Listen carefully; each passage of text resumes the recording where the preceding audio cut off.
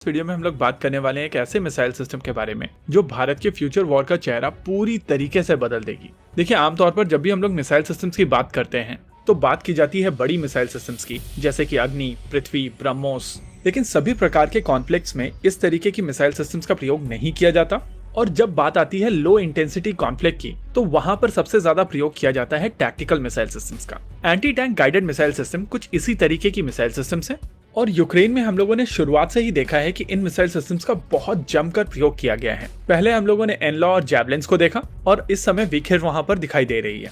Anti tank guided missile system basically tanks को defeat करने के लिए बनाई गई थी, लेकिन इसको बंकर बस्टर के तौर पर यूज किया जाता है, एंटी पर्सनल रोल में यूज किया जाता है और एंटी आर्मर तो है ही। लेकिन इन तीनों रिक्वायरमेंट में से दो रिक्वायरमेंट ऐसी हैं जहां पर इसका वॉरहेड ओवरकिल होता है और इसी वजह से और छोटी मिसाइल सिस्टम की रिक्वायरमेंट्स निकल कर आ रही हैं। इसके अलावा इस समय ड्रोन्स की यूटिलिटी बढ़ चुकी है और इमेजिन कीजिए कि एक ऐसी मिसाइल सिस्टम मार्केट में अवेलेबल हो जो ड्रोन से लॉन्च की जा सके और ड्रोन से वो लगभग 4 किलोमीटर की दूरी पर अपने टारगेट को खुद आइडेंटिफाई करके न्यूट्रलाइज कर सके। जी हाँ, हम लोग यहाँ पर बात कर रहे हैं ULPGM के बारे में, यानी कि UAV launch precision guided missile system की।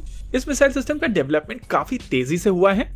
आप सभी को ये जानकर हैरानी होगी कि लगभग 1.5 साल पहले इंडियन आर्मी की तरफ से ये रिक्वायरमेंट रिलीज की गई थी और उनकी तरफ से कहा गया था कि उनको एक प्रिसीशन गाइडेड मिसाइल सिस्टम चाहिए जो हल्की हो और UAV से लॉन्च की जा सके।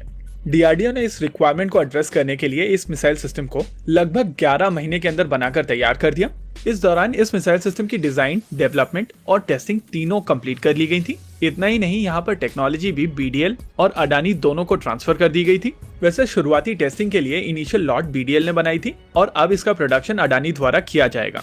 यहाँ पर अडानी को टेक्नोलॉजी ट्रांसफर BDL और DRDO दोनों की तरफ से किया गया है। जहाँ मैन्युफैक्चरिंग टेक्नोलॉजी ट्रांसफर BDL ने किया है, वहीं पर टेक्नोलॉजिकल नो हाउ DRDO की तरफ से ट्रांसफर की गई है और अब इसका मास प्रोडक्शन अडानी की तरफ से किया जाएगा। इंटरेस्टिंग चीज ये है कि यहाँ पर चीजें खत्म नहीं हुई है और अब DRDO इसके वर्जन 2 के ऊपर काम कर रहा है। और उससे भी ज्यादा इंटरेस्टिंग चीज ये है कि इसके वर्जन 2 की फैब्रिकेशन भी शुरू हो चुकी है। देखिए, ULPGM बहुत ही इंटरेस्टिंग मिसाइल सिस्टम है। इसकी लेंथ 890 मिलीमीटर की है, डायमीटर 100 मिलीमीटर का है और विंग स्पैन 200 मिलीमीटर की है, यानी कि बहुत ही छोटी मिसाइल सिस्टम है। इसका ओवरऑल वेट 8.5 किलोग्राम का है, लेकिन ये 4 किलोमीटर की दूरी पर 2 किलोग्राम के वॉरहेड के साथ में किसी भी टारगेट को न्यूट्रलाइज कर सकती है। ये anti personnel role, anti bunker role और एंटी आर्मर रोल में यूज की जा सकती है।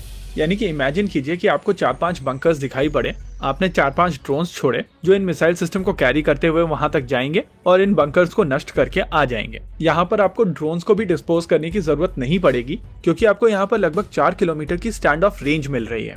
लेकिन यहाँ पर सबसे इंटरेस्टिंग चीज ये है कि यहाँ पर एक और वेरिएंट बनाया जा रहा है जो missile launch precision guided munition होगा और इस प्रिसीशन गाइडेड म्यूनिशन का वॉरहेड 10 किलोग्राम का होगा। इस तरीके के वॉरहेड के सामने किसी भी प्रकार का टैंक किसी भी तरीके से बच नहीं सकता है।